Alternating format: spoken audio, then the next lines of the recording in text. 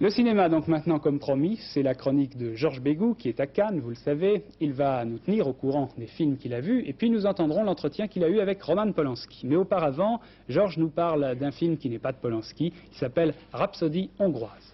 Aujourd'hui, dans la compétition, deux films. Un film hongrois et un film australien. Et dans la sélection Un certain regard, un film franco-israélien. Le film hongrois porte une très grande signature puisqu'il s'agit de Miklos Jancsó, qui n'est pas un inconnu et qui nous a déjà révélé à Cannes son merveilleux sens de l'image.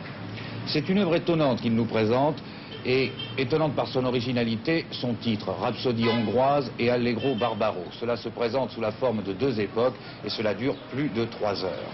Jancsó raconte un demi-siècle d'oppression et le soulèvement populaire à la manière d'un livre d'histoire ou d'un gigantesque spectacle son et lumière. Et alors, l'image est toujours très très belle, mais je trouve que cette beauté formelle, on peut la regretter, car elle enlève ce qui fait la qualité majeure du cinéma, qui est la vie. Le cinéma australien, qui depuis 2 ans nous montre qu'il est en constante progression, nous offre une œuvre de femme, Ma brillante carrière. La réalisatrice, Jill Armstrong, nous raconte l'histoire d'une jeune femme qui veut quitter son milieu qui est celui des fermiers au début du siècle en Australie. Elle veut aller voir ailleurs, vivre son indépendance, mais la pesanteur de l'éducation, de la morale, des mœurs, lui réserve beaucoup de déceptions.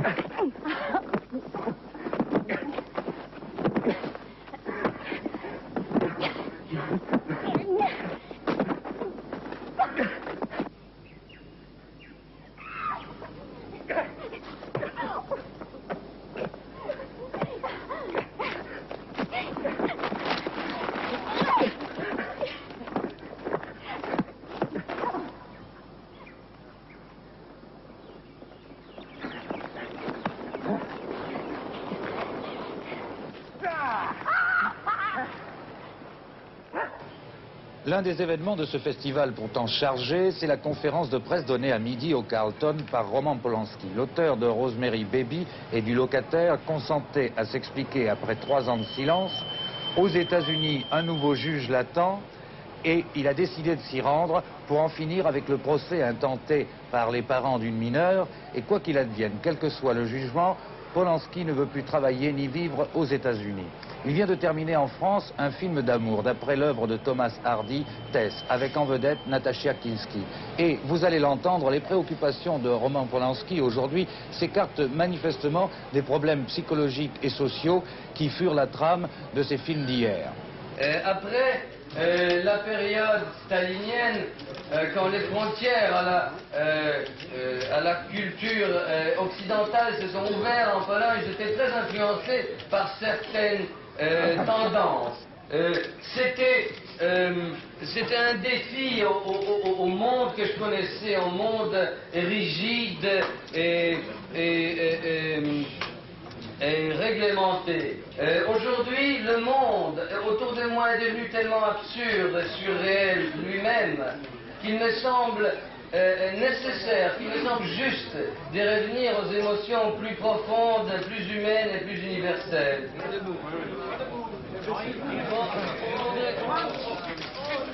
vous présenter Nastasia Kinski. Nastasia Kinski.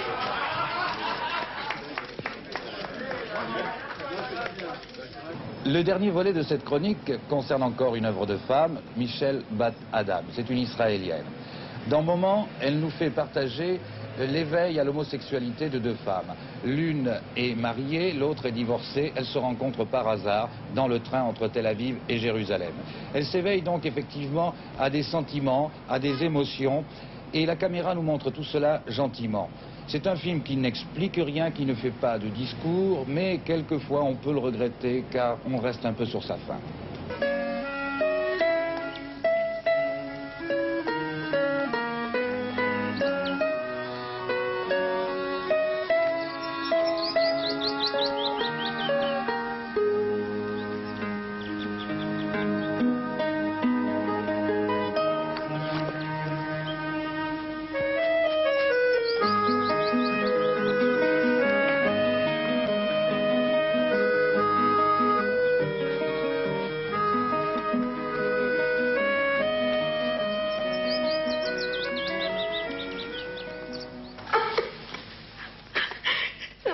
un type que j'ai connu. Il était un sociologue. Je l'ai rencontré chez des amis. Et il m'a demandé s'il pouvait m'inviter à une soirée culturelle. Qu'est-ce que c'est une soirée culturelle? Un jour, il téléphone chez moi. C'est ma mère qui répond. Il me demande et ma mère dit, qui êtes-vous, jeune homme? Il dit, ne vous inquiétez pas, madame, tout ce que je veux, c'est inviter votre fille au théâtre. Bon, on était là au théâtre. C'était une pièce de Tennessee Williams. Et puis il me fait monter chez lui. Il avait un appartement plein de livres, de disques. Un gars culturel, quoi. Il fait du café.